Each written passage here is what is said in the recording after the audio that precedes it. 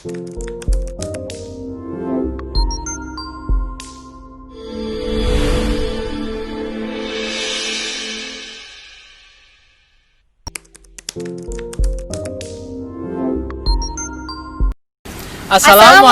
warahmatullahi wabarakatuh. Perkenalkan, saya Noval Wali Alvindra.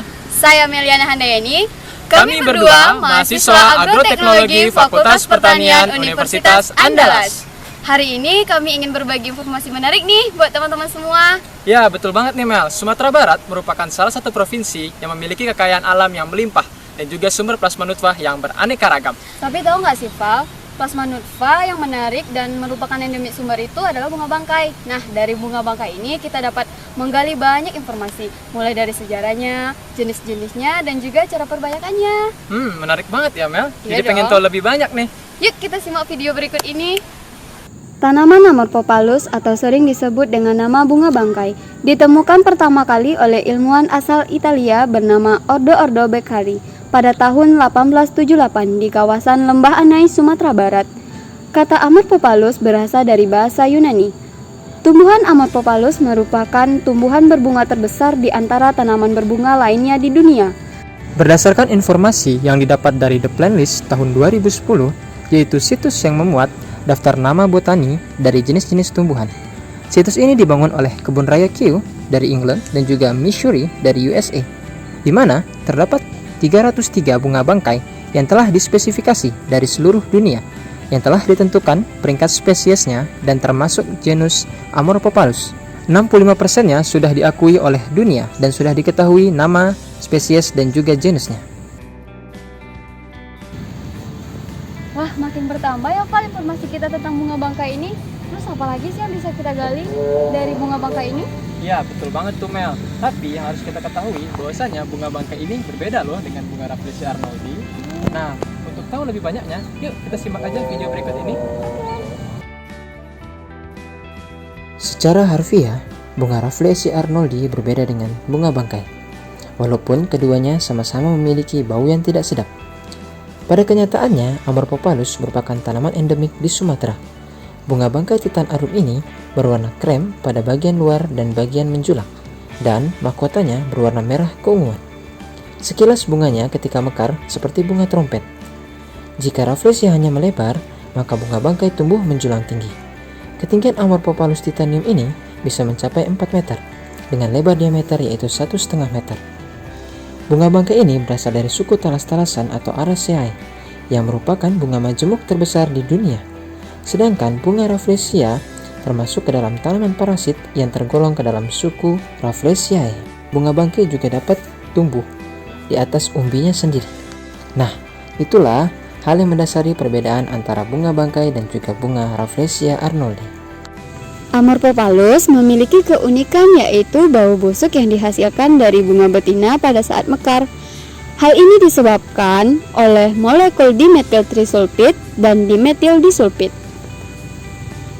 Di sisi lain, Amorphophallus juga memiliki manfaat, yaitu sebagai bahan baku obat. Teman-teman tahu nggak sih apa itu UCN? UCN atau International Union for Conservation of Nature merupakan organisasi internasional yang didedikasikan untuk konservasi sumber daya alam. Melalui situs UCN Red List, kita dapat mengetahui informasi mengenai status tren dan ancaman spesies, salah satunya adalah Amorphophallus titanium. Berdasarkan informasi mengenai Amorphophallus dari IUCN 2020, dapat diketahui bahwasanya tren populasi Amorphophallus sedang mengalami penurunan, yang mana diketahui jumlah individu dewasa dari tanaman tersebut berkisar antara 71 sampai 999.303 dengan daerah penyebarannya di Pulau Sumatera. Wah, sangat mengkhawatirkan ya Val jika populasi dari Amorphophallus ini menurun. Ya, betul banget tuh Mel. Untuk itu, kita harus mengetahui fase pertumbuhan dan juga permasalahan dari Amorphophallus ini, sehingga kita bisa melestarikannya. Jadi apa sih Val masalah dan solusi dari ini? Meli pengen tahu ya? Kalau gitu, kita simak aja video berikut ini. Ayo. Amorphophallus mengalami dua fase dalam hidupnya yang muncul bergantian secara terus-menerus, yaitu fase vegetatif dan fase generatif. Fase vegetatif berlangsung selama 28 bulan, dimulai dari munculnya batang tunggal dan daun yang sekilas mirip dengan pohon pepaya. Setelah 9 bulan kemudian, organ generatif akan layu, kecuali umbinya. Bila lingkungan mendukung dan umbi memenuhi syarat, pohon ini akan digantikan dengan tumbuhan bunga bangkai, yaitu bunga majemuk yang menggantikan pohon yang layu. Bunga baru akan tumbuh bila umbinya memiliki berat minimal 4 kg. Bila cadangan makanan dalam umbinya kurang atau belum mencapai 4 kg, maka pohon yang layu akan digantikan oleh pohon yang baru. Sederhananya, pada gambar tersebut, fase pertumbuhan Amorphophallus akan berlangsung selama 10 sampai dengan 11 tahun. Permasalahan pada Amorphophallus diantaranya fase pertumbuhannya yang lama, bunga jantan dan bunga betina tidak mekar bersamaan sehingga secara alami tanaman ini sulit melakukan penyerbukan sendiri. Sampai saat ini, populasi Amorphophallus mengalami penurunan. Nah, untuk mengatasi permasalahan yaitu lamanya fase pertumbuhan dari tanaman Amorphophallus ini, kita dapat melakukan perbanyakan tanaman menggunakan stek. Karena dengan menggunakan stek tanaman ini dapat mempersingkat fase pertumbuhan dari Amorphophallus. Ya, betul banget tuh Mel. Teman-teman pasti pengen tahu kan gimana caranya stek tanaman bunga bangkai melalui daun dan juga tangkai daun. Yuk kita simak aja video berikut ini. Baiklah teman-teman, selanjutnya kita akan melakukan pengambilan bahan tanam untuk stek daun dan stek tangkai daun bunga bangkai. Nah, tanaman yang kita gunakan yaitu bibit varietas Amorphophallus titanum.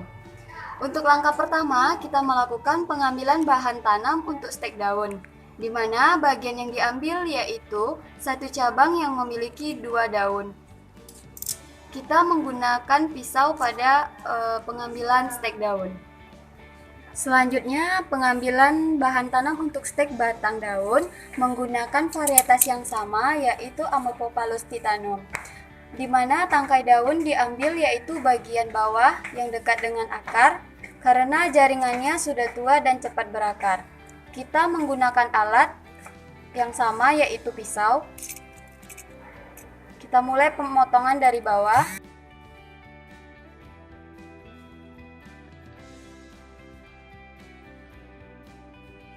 Alat yang digunakan ada pisau, gunting, beker glass, plastik, lakban, dan gelas plastik. Bahan yang digunakan ada stek daun Amorphophallus titanum, arang sekam, dan larutan IBA dengan 3 konsentrasi. Langkah penanaman stek daun varietas Amorphophallus titanum yaitu pertama, bahan stek yang telah disediakan kita potong pada bagian daun seperti ini dengan tujuan untuk mengurangi laju transpirasi pada daun. Langkah yang sama kita lakukan pada stek yang lainnya.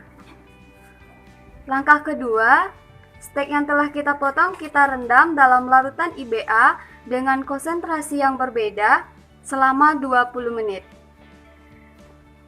Selama menunggu 20 menit, selanjutnya kita menyiapkan media tanam yaitu arang sekam. Kita masukkan ke dalam gelas plastik.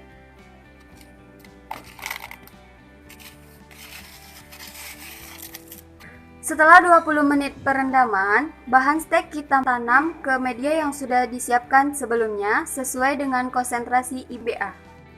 Selanjutnya, gelas plastik kita tutup menggunakan plastik yang sudah kita sediakan, lalu ditutup sekelilingnya menggunakan lakban seperti ini.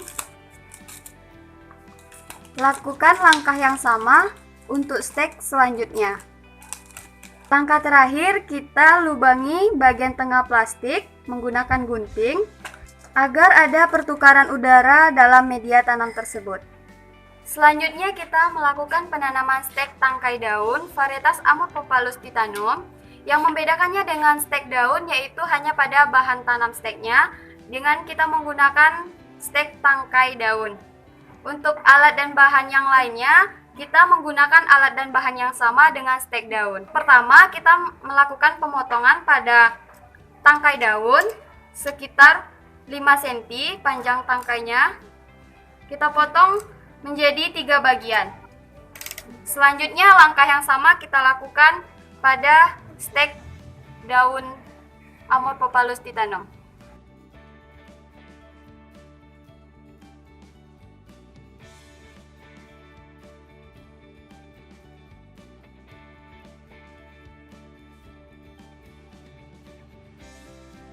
Yeay, sekarang kita semua udah tahu nih informasi mengenai Amorphophallus dan cara perbanyakannya yang mudah kita aplikasikan. Semoga informasi yang telah kami sampaikan bermanfaat buat teman-teman semuanya. Sekian sahaja penutup kata, yang kami sampaikan bukan betul semata. Jika ada salah kata, jangan pula dihina dusta. Terima kasih. Wassalamualaikum warahmatullahi wabarakatuh.